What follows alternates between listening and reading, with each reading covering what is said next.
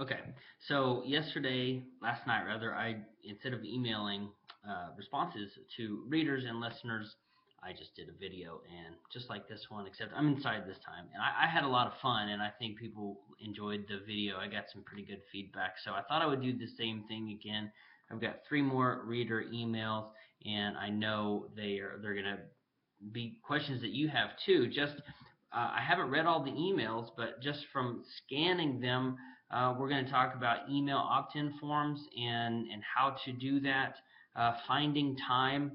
Time seems to be a big issue. So John's got those questions. Michelle is asking about how to move online, how to have mechanisms for passive income and do some of those kinds of things. Just how to get started. She also asks about time. And then we've got some questions from Connie about how to get paying clients and getting visible in marketing. So it's not going to be an easy Q&A time for me, but I'm not going to shy away from it. I'm going to dive right in, and that's a pretty good overview of what we're going to talk about today. So Connie, a strategy. So what do you need help with? The question was, when it comes to online business, what is something you'd like to know more about? And Connie says, a strategy to get paying clients. I got a few, and now it's like I am on back to square one again, and I need to know how to market and get more visible online. Connie talks about eating healthy. Our brand is all about being gluten-free and some of those things. She had some allergy issues. What I would say when you are when you're trying to get paying clients, here's how I got my uh, here's how I got my first paying client, Connie. And I'm not the only one who has had a similar experience to this. In fact, I know three or four other entrepreneurs whose first paying clients, came to them. They liked what they saw. They checked out a website. You have to have a website. If you don't, Connie, I know you do. Um, their first clients came to them, and that's how my first client came to me. She had been reading the blog, liked what I was talking about, felt like I was really speaking to her at that point in her life, and she wanted more of my attention. And that's how three or four entrepreneurs that I know, Cynthia Sanchez, for example, of Oh So Pinteresting, that's how she and I both got our first clients. Um, how to market and get more visible. It comes down to who do you know? Uh, whenever I left Dell last year at the beginning of 2014, my first clients right after that came with people who had mentioned finding me helpful, uh, doing web design work, focusing on the entrepreneur, the business coaching. If anybody has said, hey, I really love what you do, I think you've got a great product or a great message or whatever, reach out to those people. They might not be the the ideal client, or they may not even turn into clients, but they may know someone who is a good fit for you. We talked about in my last reader Q&A call about using the power of your network, those second and third level connections. That's what we've got to do. And when we're talking about marketing and becoming more visible online, if you're not getting ranked in Google, at least to some extent, it's almost like, what's the point? And it's not all that hard. Check out the word the WordPress plugin. It's free. It's called WordPress SEO by Yoast. That's pretty much all of the SEO that I do on my websites and the ones that I build for clients. You can also submit, this gets a little bit more technical, but you can submit your sitemaps to Google Webmaster Tools. That's something that I also do every 4 to 5 days. I try to get the maximum input. I don't really share that. It's not a big secret, but it's just a little bit more technical, and most people aren't willing to do that work. But asking Google and Bing to index your site is generally a good thing. And really beat that message, whatever your message is. For Connie, it's gluten-free. Beat that message into your readers and your listeners. And maybe that sounds a little bit weird, but we need that reinforcement of that message on a regular basis. And if we say it once, that's not enough. If we say it 2 or 3 times, that's getting better. But really, 4 or 5 times, this is my message. This is what what I want you to get by being here. This is the value proposition that I'll have. Just make sure it's explicitly clear and easily explainable in just a sentence, not overly complicated, which oddly enough is why I changed my brand last year from something else to ElloryWells.com. It needed to be simpler to explain, and it needed to be very concise and direct in that messaging. So if your messaging is not direct, I would work on getting that, as Einstein said, something like the genius is in the simplicity. If you can simplify your business down into helping people with gluten allergies, boom, there you go. That's it, and move forward. Getting visible, marketing online, time to do all of it. Working on my ebook. I think what we talked about just a second ago applies to most of that, Connie. But the time, since I know Michelle asked about time and John asked about time, here's the long and short of it. We all have the same amount of time. I think it was Mozart had 4 or 5 kids. I have 2 people in one of my mastermind groups. They each have 5 kids, and they have time every week to come on and do a mastermind and invest them in themselves. There's no point. Not that you are doing this, Connie, or anybody else. Not that you're complaining about time, but there's no point in complaining about not having enough time, because you're not going to get any more. In fact, the more you invest in yourself and in your business, the less time that you will have, and the more that you will have to prioritize the time that you do have. And whenever I made this transition into full-time entrepreneur, podcaster, blogger, all that stuff, I thought I had all the time in the world. I would wake up and my time was my own. Now I'm busier than ever, and we all still have just this 24 hours in a day. It's not going to get better. You're not going to have any more time. What you have to do is get better at prioritizing your time and the things that are on your plate. It means cutting the TV. It means instead of having that 90-minute executive lunch, cutting it down to maybe 45 minutes and really picking and choosing who gets time on your calendar. I think that's the big deal, or the big thing there is really putting, well, let me back up. It's putting your agenda, your things, the things that you want to accomplish and the time it takes to achieve them, putting those on your calendar before anybody else has a chance to put something on your calendar. So whenever I use a tool like Calendly, the only options that are available for someone to schedule time with me are the ones that I've already said are available. So prioritizing yourself, prioritizing the things that you want to accomplish, and putting those on the calendar before anybody else has a chance to do that. Next question. We've got a couple from Michelle, who says, when it comes to online business, what is something you'd like to know more about? Setting up mechanisms for passive income, turning blog posts into more marketable products, how much time to commit each week to the online portion of a consulting business.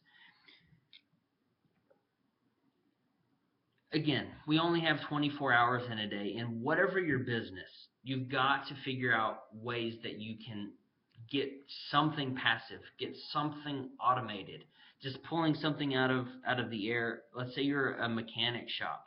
Do you want people calling you and saying, can I come in at 4, or is 2 better? And then you go back and forth. Automate some of that scheduling. Have a real nice, easy thing on your website that says, okay, I need transmission work, and it only shows time slots. If you know it takes 4 hours or whatever, only show time slots where there are 4-hour time blocks open. If you were a dentist, same thing.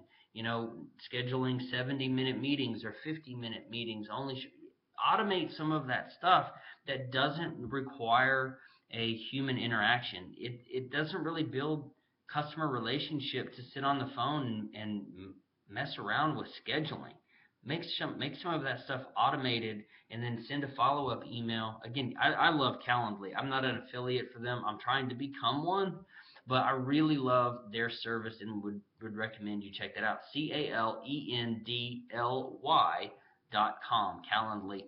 automate whatever you can automate. If you're looking for referrals, get a autoresponder series and an opt-in to where you don't have to go out and necessarily hunt and gather for these referrals. Make something really enticing on your website where people will add their email address and not have to you don't have to go driving around. They're already interested. You want to move people from interested to involved to invested, and that those lead magnets and things like that will do that. And when you're talking about turning blog posts into marketable products, one of the most successful, I think, online marketers today, Pat Flynn, his first ebook, he'll tell you, was bundled blog posts.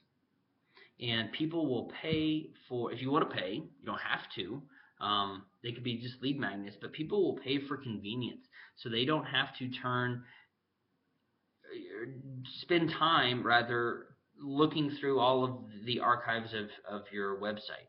I'm doing a blog post series right now about how to start a mastermind. It's 5 parts, and that is going to be the outline and the backbone, the framework for a $100 product.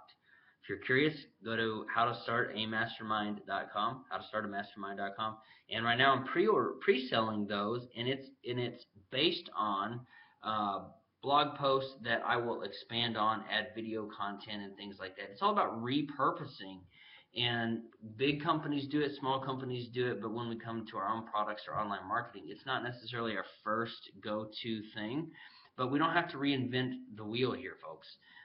Just repurpose and use and take all of these questions that we get asked on a regular basis and turn it into a blog post. If you get asked the same question 3 or 4 times, turn that into an opt-in or a marketable product like Michelle's asking about here. And how much time to commit each week to an online portion? Just really look. I don't have it over here, but I'm reading Michael Gerber's The E-Myth.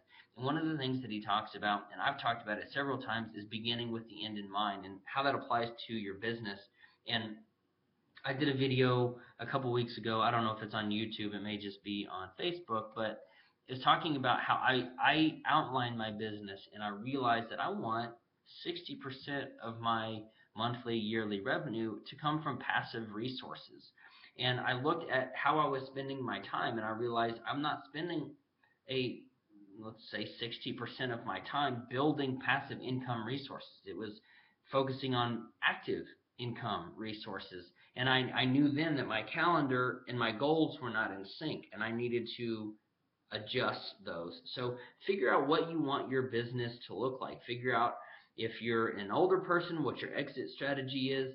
If you're a younger person, what your long-term strategy, or maybe if you want to sell, what your exit strategy is, and begin working on that now, and make sure your calendar and where you're spending that time lines up with that. Michelle's other question, what is something you're having trouble with? Getting started, finding the time, setting goals, breaking things down into manageable chunks that would give me the motivation to start and make progress. Here comes the time thing again. We need small wins. I wrote a blog post, and I believe it, that we need a $10 product, whether it's you call it a tripwire, whether you call it kind of a lead magnet, whatever it is. You need to have these small products so that you can make your first dollar online. I remember, I think I was playing, I don't know what video game it was, but I'm pretty sure I was upstairs, which I think, yeah, over there, upstairs, playing a video game when I got the email from my first sale. And that first, sometimes, I wouldn't say the first dollar is the hardest, but it's definitely a milestone, and you need things that will help you build momentum. Michelle, go to my site, find the search box, and type in momentum or maintaining momentum, and there's a good post out there about pounding the rock. It's a concept that the coach of the San Antonio Spurs referenced, and I don't remember the guy who he's quoting, but you sit there with a chisel and you pound the rock, you pound the rock, you pound the rock, and the first 99 or 100 strikes, nothing happens. But the 101st strike, it breaks in half. All of that work that goes on behind the scenes, you're building momentum and you're making progress, but we don't always see the results. You need to do things that are building momentum and getting small wins that lead to the bigger wins down the road. hopefully that helps. John asks, I like to figure out how to create opt-in options for my readers. Are there any plugins you recommend? And is there a good way to get these contacts into MailChimp? I'd also like more information on creating a sales page for my site. I currently have one book to offer, but I can easily see me adding more to it at some point. Um, I use opt-in skin. If you want to go to ellorywells.com/opt opt-in skin. It's my affiliate link. I think it's a $70 plugin, but it's great for doing split testing of your plugins, which colors work best. I talked to my coffee group this morning about um, which language converts better, completely free versus absolutely free. And you'll have some interesting statistics there. But I use opt-in skin. Honestly, John, for sales pages, there's no one that I would recommend other than OptimizePress. If you go to ellorywells.com/optimizepress, again, it's an affiliate link, but I started using their software in like November of 2014. I use it for sales pages. I use webinar registration pages. I use it to password protect and manage my membership site. I do thank you pages. If you signed up for my email list, like the 30 days community, or like if you go to ellorywells.com/30 days, that is a landing page created with OptimizePress. The page you go to after that, OptimizePress, and the page that you get after you've confirmed your email, that is also OptimizePress. So between those, honestly, I'd say probably save the money on opt-in skin and go straight for OP OptimizePress, because it does all of those other things, and it has the optimized member plugged in. You can get 3 licenses for $100, and opt-in skin's like I think it's 70. So I'd probably just skip to that. And all of those, that's what's great about MailChimp, is it integrates with all of those things. MailChimp, Aweber, GetResponse, Infusionsoft, some of the really popular names integrate with both of those tools, by the way. So I use GetResponse for my emails, and you can use that. It either integrates with an API, or you can just copy and paste your code, and it will recognize what it needs to do with the data, the name, and the email. So that's what I would do.